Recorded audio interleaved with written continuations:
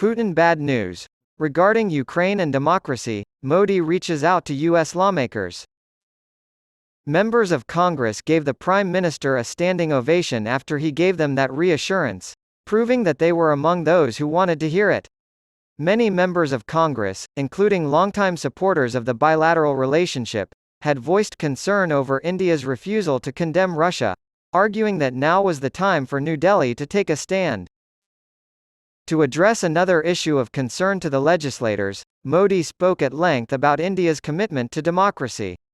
More than 70 legislators recently wrote a joint letter to U.S. Vice President Joe Biden urging him to bring up concerns about religious and press freedom in India.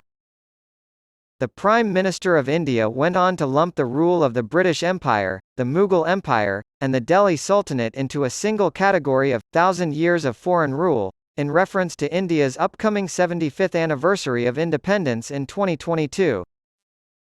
Modi, who has called his two addresses to the U.S. Congress a exceptional privilege, made history today by becoming the first Indian Prime Minister to do so.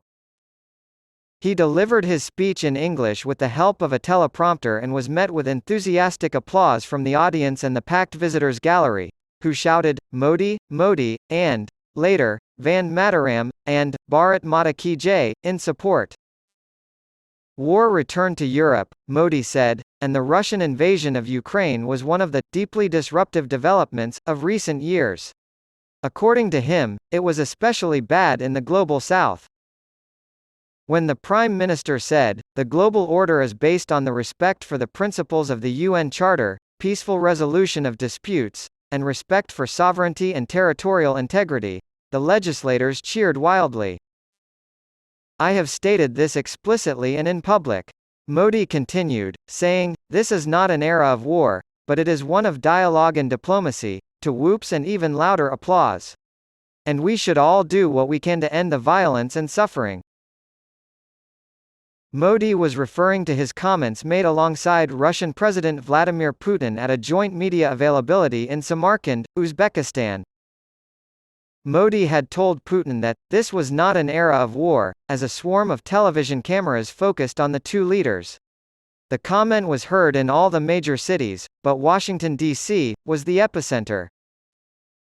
Though some members of Congress have begun to question these expenses, the body as a whole remains deeply committed to helping Ukraine for, as Biden has said, as long as it takes. The United States Congress has approved billions of dollars worth of defense supplies requisitioned by the Biden administration for Ukraine. The Prime Minister also attempted to allay the public and private fears of legislators who are worried about a retreat of democracy in India due to the persecution of religious minorities, the stifling of dissent, and the restriction of press freedom. In a letter to Vice President Biden, more than 70 lawmakers, including Representative Pramila Jayapal and Senator Chris Van Hollen, urged him to bring up the issues with Prime Minister Narendra Modi. In addition, Democratic Senator and co-chair of the India Caucus Mark Warner has expressed interest in hearing the Prime Minister's recommitment to democracy.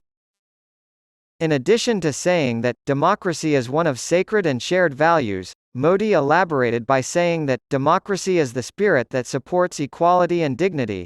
Democracy is the idea that welcomes debate and discourse. Democracy is a culture that gives wings to thoughts and expression. India is fortunate to have preserved these ideals from ancient times. He referred to India as the mother of democracy, in terms of the movement's historical significance. He cited a Sanskrit phrase that he said meant, "Truth is one but the wise express it in a different ways," to back up his claim.